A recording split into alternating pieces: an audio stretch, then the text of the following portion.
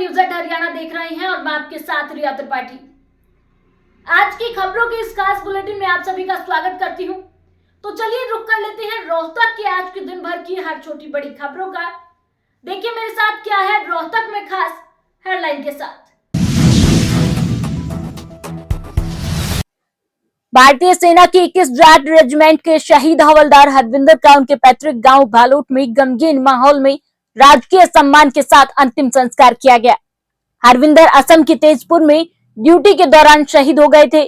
गांव भालोट निवासी लगभग 35 वर्षीय भारतीय सेना के हवलदार हरविंदर असम के तेजपुर में 77वीं माउंटेन ब्रिगेड में तैनात थे। ड्यूटी के दौरान हरविंदर शहीद हो गए। हरविंदर की शहादत की सूचना मिलते ही परिजनों के अलावा पूरा गांव और आसपास का क्षेत्र गम के माहौल में डूब गया।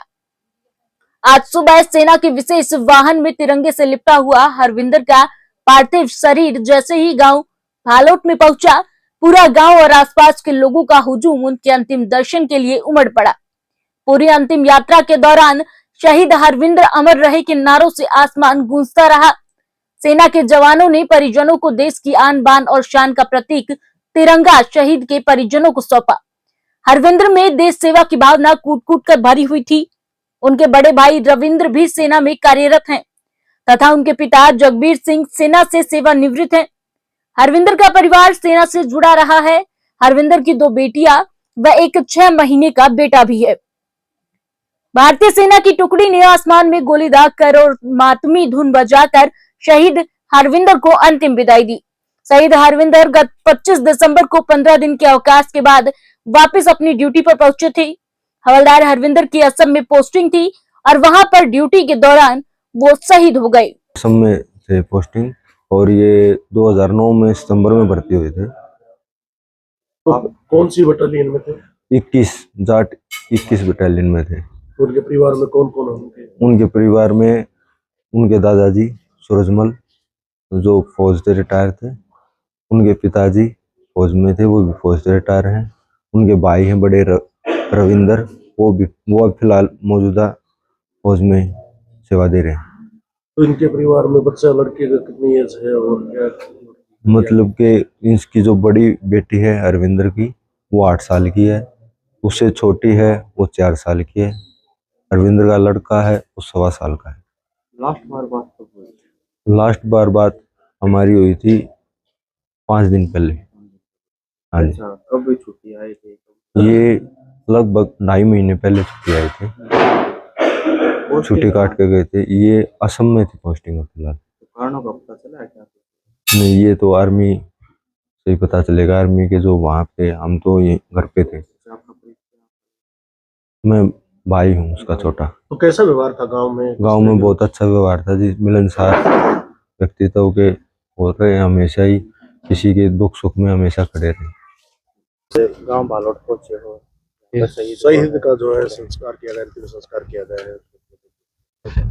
मैं पता चला डिस्ट्रिक्ट एडमिनिस्ट्रेटर को पता चला कि अपने भालोट गांव के हवलदार हरविंदर आसाम में शहीद हुए हैं। उनका पूरा राज्य के सम्मान के साथ क्रिमेशन किया गया। कैसे शहीद हुए? क्या ऐसी पूरी डिटेल भी पाई नहीं है, लेकिन पता चला कि वहाँ पर आसाम में पोस्टिंग है, वहाँ पर शहीद हुए हैं। तो क्या आर्थिक सहायता दी जाएगी सरकार? आर्थिक सरकार की जो नॉर्म है स्टेट गवर्नमेंट की तरफ से अलग है, आर्मी का नॉर्म उसकी तरफ से आर्थिक सहायता दी जाएगी। तो कौन है परिवार में? परिवार में इनका सारा परिवार एक आर्मी बैकग्राउंड से है। इनके दादाजी भी आर्मी में थे, इनके पिताजी भी आर्मी से रिटायर्ड है। ये 2 भाई हैं, इनका भाई भी आर्मी में फिलहाल सर्विस कर रहे हैं। 2 बच्चे हैं, एक बेटी एक बेटा। बेटा 1.5 साल का। 2 बेटी। रोहतक में हरियाणा जेल पर्यटन और सहकारिता मंत्री डॉक्टर अरविंद शर्मा ने पूर्व सीएम भूपेंद्र सिंह हुड्डा द्वारा केंद्रीय ऊर्जा मंत्री और पूर्व मुख्यमंत्री मनोहर लाल को एक्सीडेंटल सीएम कहे जाने को लेकर मनोहर लाल का बचाव किया है। अरविंद शर्मा ने कहा कि मनोहर लाल को एक्सीडेंटल सीएम कहना सही नहीं है। मनोहर लाल ने अपने समय में अपनी सोच और समझ से प्रदेश के विकास के लिए काम किया। नौकरियों की पारदर्शिता को लेकर जिस प्रकार का काम किया है वह बहुत ही सराहनीय है। पहले की सरकारों में खर्ची पर्ची से नौकरियां मिलती थी, उन्होंने बिना खर्ची पर्ची के नौकरियां दी हैं। इस लिस्ट में भी जो काबिल और मेहनती मेरिट के आधार पर नौकरियां मिली हैं। वहीं इस बार दिल्ली में भी बीजेपी की सरकार बनने का उन्होंने दावा किया है। अरविंद शर्मा बोले, इस बार दिल्ली में बीजेपी की सरकार 100% बनेगी। हमारी जहां भी सरकार बनती है वहां पिछले दूसरी पार्टियों के जनहित योजनाओं को नहीं हटाया जाता। दिल्ली में केजरीवाल ने कभी भी केंद्र सरकार की योजनाओं को लागू नहीं किया। बीजेपी की सरकार बनने पर केंद्र और राज्य सरकार की योजनाओं का दिल्ली वासियों को लाभ मिलेगा। कहने को तो कुछ कह लोग भाई, लेकिन बनने के बाद माननीय मुख्यमंत्री मनोहर लाल जी ने बनने के बाद जो परंपराएं सेट की, जो हरियाणा के अंदर सेट किया, आज उसी का नतीजा है जो तीसरी बार भारतीय जनता पार्टी की सरकार बनी। मैं आपको उदाहरण भी दे सकता हूँ, जैसे नौकरियों में ट्रांसपेरेंसी। नौकरियों में जो ट्रांसपेरेंसी उसको किसने शुरू किया? मनोहर लाल जी ने शुरू किया। पर्ची खर्ची सिस्टम को हटा करके नौकरियों में पारदर्शिता मनोहर लाल जी ने शुरू की। आज उसका बहुत बड़े रिजल्ट आए हैं उसके। अब आज मैं कई गांवों में होकर आया हूँ। अभी फरमाना गांव में कह रहे थे, बोला जी गांव वाले जो अभी एक समय में कांग्रेस का गांव होता था और अब भारतीय जनता पार्टी के को फॉलो कर रहा है गांव, वो कहते हैं कि जी हमारे गांव में इस लिस्ट में 12 नौकरियां लगी। 12 नौकरियां लगने में सारा गांव राजी है कि वो 12 किसकी लगी? अपनी मेहनत से लगी। और यही 12 नौकरियां खर्ची पर्ची से लगती तो सारा गांव उस पार्टी से नाराज होता है ना नतीजा। तो इसका बहुत बड़ा इफेक्ट, मनोहर लाल जी की जो नीति का बहुत बड़ा इफेक्ट इस पर आया। तो भाई मनोहर लाल जी को एक्सीडेंटल मुख्यमंत्री कहना बिल्कुल सरासर गलत है। उन्होंने अपनी मेहनत से, अपने दिमाग से पार्टी के लिए, हरियाणा के लिए खूब काम किया। अच्छा, दिल्ली में जिस तरह से चुनाव चल रहे हैं, क्या लगता है आपको कि किस तरफ जाएगा? देखिए, कल परसों भी आपने पूछा था भाई, ये कति गांठ बांध लो, अब की बार दिल्ली में भारतीय जनता पार्टी की सरकार बनेगी। उसके कारण हैं एक तो केजरीवाल का झूठ जनता ने पकड़ लिया।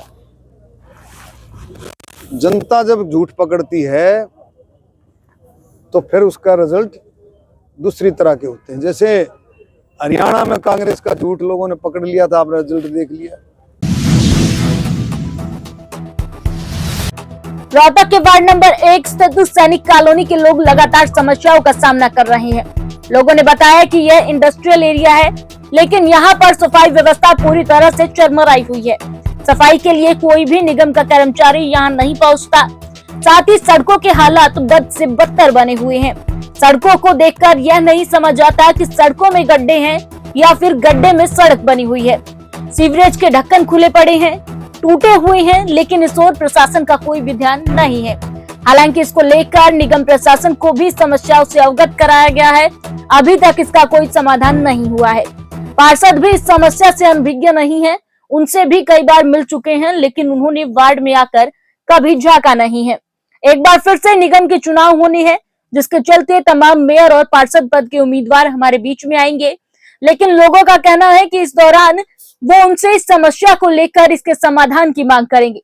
साथ ही स्थानीय लोगों ने बताया कि यहाँ रोजाना इंडस्ट्रियल एरिया होने के नाते सामान को लोड करके यहाँ से वाहन आते जाते रहते हैं और सड़कों की इन हालात की वजह से दुर्घटना होने का खतरा लगातार बना रहता है। इसके चलते कई बार एक्सीडेंट भी हो चुके हैं।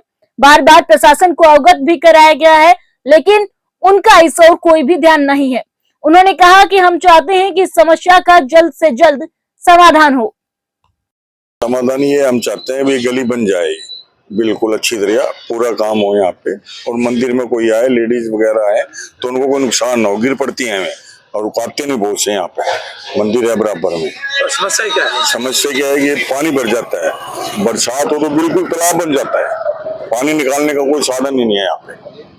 बिल्कुल शासन को, सरकार को आपने लिख के दिया हमने, तो हमने मंदिर का सारा फैक्ट्री वालों के साइन है सब, यहाँ को भी किया था और को भी किया था, कोई समाधान नहीं निकल रहा है इसका। तो क्या कह रहे हैं अभी क्या कहें जी, कहें पैसा नहीं है, कोई कहता है कि वो दे रखा है, और कोई जाए तो वहाँ कोई सुनवाई नहीं है। तो पानी निकासी का कोई वो सीवर अपने आप निकल जाता है, पानी निकलता है तो बाकी भरा रहता है उस टाइम। तो सीवर ब्लॉक की वजह हाँ, से। तो निगम के कर्मचारी आते हैं यहाँ? कोई नहीं आता, कोई निगम का कर्मचारी कोई आया जी, कोई नहीं आता, कोई कर्मचारी नहीं आता जी यहाँ। कोई सफाई की व्यवस्था कोई नहीं है। टूटी हुई है जी, आते जाते दफा बहुत ज्यादा परेशानी हुआ। कई बार तो सामान भी गिरने की दिक्कत आ जाए, चोट लगने की काफी डर है। तो यहाँ का पार्षद काम नहीं करवा रहा है, ना कुछ नहीं करा रहा, काफी दिक्कत हो रही है। काफी दिक्कत हो रही। तो कई बार मिले हो यहाँ के प्रशासन से भी बातचीत की है, इनसे क्या कह रहे हैं? हाँ जी, कुछ नहीं होता, कई बार मिल लिए।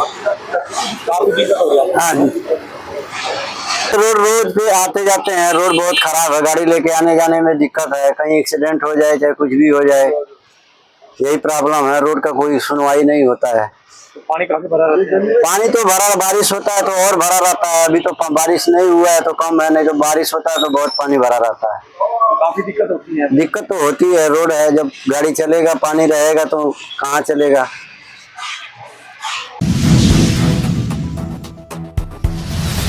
अतिरिक्त उपायुक्त नरेंद्र कुमार ने समाधान शिविर में नागरिकों की शिकायतों की सुनवाई करते हुए संबंधित अधिकारियों को इन शिकायतों का यथाशीघ्र निपटारे करने के निर्देश दिए। उन्होंने कहा कि सरकार की नई पहल के तहत एक छत के नीचे नागरिकों के विभिन्न विभागों से संबंधित शिकायतों का समाधान शिविर में निदान किया जा रहा है। समाधान शिविर में 9 शिकायतें प्राप्त हुई, जिनके निपटारे की कार्रवाई मौके पर उपस्थित अधिकारियों ने शुरू की है। नरेंद्र कुमार स्थानीय जिला विकास भवन स्थित DRDO हॉल में उपमंडलाधीश आशीष कुमार, जिला विकास एवं पंचायत अधिकारी राजपाल चहल के साथ समाधान शिविर में नागरिकों की शिकायतें सुन रहे थे। उन्होंने गांव सुनारिया व स्थानीय DLF कॉलोनी में सीवर जाम से संबंधित शिकायतों के संदर्भ में जन स्वास्थ्य विभाग के अधिकारियों को तुरंत सीवर को साफ कराने के निर्देश दिए। उन्होंने कहा कि सभी अधिकारी समाधान शिविर में प्राप्त हो रही शिकायतों को गंभीरता से लेकर तुरंत निपटारा सुनिश्चित करे। सरकार द्वारा समाधान शिविरों की निरंतर निगरानी की जा रही है। हरिद्वार के शांति कुंज से 11 दिसंबर को चली ज्योति कलश रथ यात्रा महम पहुंची, जहां श्रद्धालुओं ने यात्रा का स्वागत किया। सुभाष, प्रदीप साहू व जांगड़ा ने कहा कि यात्रा का मकसद है कि देश और दुनिया में शांति का माहौल बने। यात्रा का मकसद मनुष्य को देवता और धरती को स्वर्ग बनाना है। उन्होंने बताया कि 1926 में अखंड ज्योति हरिद्वार में जलाई गई थी, जिसके 100 साल पूरे होने पर भव्य आयोजन किया जाएगा। उसी का निमंत्रण देने और विश्व शांति अमन चैन बना रहे, इसके लिए यात्रा निकाली जा रही है। ज्योति कलश यात्रा पूरे भारत में जाएगी। हरियाणा में 12 अप्रैल को यात्रा का समापन पंचकुला में होगा। उसके बाद यात्रा पंजाब, जम्मू कश्मीर, हिमाचल प्रदेश व उत्तराखंड जाएगी। सनातन संस्कृति को फैलाने के लिए लोगों को जागरूक किया जा रहा है, ताकि भारत एक बार फिर विश्व गुरु बन सके और देश में ही नहीं दुनिया में शांति का संदेश जाए। कहना चाहेंगे? हम तो ये कहते हैं जी, इस तरीके के प्रोग्राम सारे देश में चलने चाहिए ताकि लोग आध्यात्मिक रूप से जागरूक हों। हमारे एक एक आदमी को थोड़ा सारी चीजें पहुंचे, हमारी पुरानी चीजें। तो क्यों, क्या मतलब अच्छाई है, क्यों, क्या संदेश देना चाहेंगे कि इससे जुड़े जो शांति कुंज है, और आप किस मैं ओशोधारा हरियाणा का कोऑर्डिनेटर हूँ, सुभाष। हाँ जी, और हमारा मुख्य आश्रम मुरथल सोनीपत में, जहाँ हमारे गुरुदेव समर्थ गुरु सिद्धार्थ हाँ जी। जी बैठते हैं, तो हम आज शामिल हुए इसमें। और हम भी चाहते हैं कि ऐसे आध्यात्मिक संस्थाएं आपस में मिले जुड़े, मिल करके काम करें, तो सारे देश में का एक अलग माहौल, पॉजिटिव माहौल बन सकता है। जो हमारे गुरुओं ने सपने देखे हैं कि इस देश में स्वर्ग उतरे धरती के ऊपर, तो सारे आध्यात्मिक ग्रुप जुड़ करके बड़ा आसान हो जाता है। इसलिए हम आए हैं शामिल होने इस प्रोग्राम में, और बहुत ही अच्छा लग रहा है। और मिल करके हम आगे भी काम करेंगे, इस देश में एक अच्छा माहौल, पॉजिटिव माहौल पैदा होगा, ऐसा हमारा विश्वास है। क्या मानना है आपका कि इनसे क्यों जुड़ना चाहिए? इसलिए कि एक तो सारी दुनिया में एक नेगेटिव माहौल बना है, सारी दुनिया में युद्ध का माहौल है, तो पृथ्वी पे सुख शांति समृद्धि चाहिए, तो शांति जरूरी है, पॉजिटिव होना बहुत जरूरी है। और ये हमारे जो गुरुओं ने, संतों ने बताया, इस मार्ग पे चलेंगे तभी संभव है, नहीं तो सारी दुनिया समाप्त होने के कगार पे है। तो मुरथल आश्रम से टीम पहुंची है? हाँ जी, मुरथल आश्रम से हमारे आचार्य जितेंद्र जी हैं, धर्मवीर जी हैं, दिनेश जी हैं, आचार्य कल्पना, पूरी टीम आई है। और हमें बहुत अच्छा लग रहा है, और हम मिल करके आगे सारी संस्थाएं काम करेंगे, इस देश को ऊंचाइयों तक ले।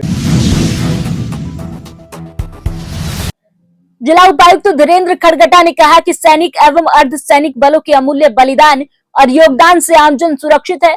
एक सैनिक न केवल अपनी शहादत से देश को सींचता है, बल्कि समाज के निर्माण में भी सेना और अर्धसैनिक बलों का बहुत बड़ा योगदान है। राष्ट्र व समाज को दिए जाने वाले इनके बलिदान की किसी से तुलना नहीं की जा सकती है। उपायुक्त धीरेन्द्र खड़गटा मंगलवार को 9वें आर्म्ड फोर्स वेटरन्स डे के अवसर पर एमडीयू परिसर में स्थित राज्य स्तरीय युद्ध स्मारक परिसर के भवन में आयोजित सम्मान समारोह को संबोधित कर रहे थे। इस दौरान उन्होंने सेना मेडल हासिल करने वाले सेना अधिकारियों व जवानों को स्मृति चिन्ह देकर सम्मानित भी किया। इस दौरान अपने संबोधन में उन्होंने कहा कि सैनिक और अर्धसैनिक के बिना ना तो देश सुरक्षित है और ना ही देश की जनता सुखी है। जब जब देश को उनकी जरूरत हुई है, उन्होंने अपनी शहादत देने का काम किया। उन्होंने कहा कि देश व समाज के लिए हमेशा तत्पर रहने वालों को लोग हमेशा याद रखते हैं और उनका समाज में सर्वोपरि स्थान होता है। धीरेन्द्र खड़गटा ने कहा कि सेवानिवृत्त सैनिक सामाजिक गतिविधियों में भी हमेशा आगे रहते हैं। गांव बोहर स्थित गुरु रविदास धर्मशाला में नव वर्ष के पहले त्योहार मकर संक्रांति पर डॉक्टर अशोक कुमार रंगा भाजपा सभी प्रकोष्ठ के जिला प्रभारी ने जरूरतमंद लोगों को कंबल, रेवड़ी व मूंगफली बांटकर त्योहार की शुभकामनाएं दी। लोगों ने इनके इस कार्य को खूब सराहा और बुजुर्गों ने उन्हें आशीर्वाद भी दिया। इसके साथ साथ उन्होंने रोहतक की अमृत कॉलोनी, अपने निवास स्थान पर गांव लाली व कटेशरा की गौशाला में भी मकर संक्रांति के अवसर पर जरूरतमंदों को कंबल, रेवड़ी में मूंगफली वितरित की। इस मौके पर उन्होंने मकर संक्रांति के बारे में बताया कि इस दिन सूर्य देव धनु राशि से निकलकर मकर राशि में प्रवेश करते हैं, इसलिए मकर संक्रांति का त्योहार मनाया जाता है। उन्होंने कहा कि इस दिन सूर्य देव की विशेष पूजा का विधान है, इसलिए इस दिन को मकर संक्रांति के नाम से जाना जाता है। उन्होंने सक्षम लोगों से आह्वान किया कि वे आर्थिक रूप से कमजोर वर्ग के लोगों की सहायता के लिए आगे आएं। जरूरतमंद लोगों की मदद करना न केवल एक नैतिक कर्तव्य है, बल्कि एक विकसित और समृद्ध समाज की नींव भी है। सबके सहयोग से ही एक ऐसे समाज का निर्माण किया जा सकता है जिसमें हर व्यक्ति की बुनियादी जरूरतें पूरी हो।